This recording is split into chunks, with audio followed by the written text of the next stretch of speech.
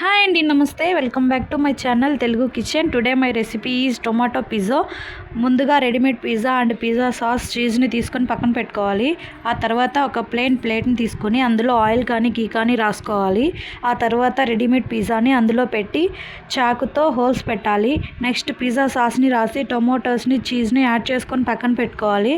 ఆ తర్వాత వీడియోలో చూపిస్తున్న విధంగా ఇడ్లీ పాత్రలో ఇసుకని యాడ్ చేసుకొని అందులో ఒక బౌల్ పెట్టుకొని మన రెడీ చేసి పెట్టుకున్న పిజ్జాని అందులో యాడ్ చేసుకొని బేక్ చేసుకోవడమే.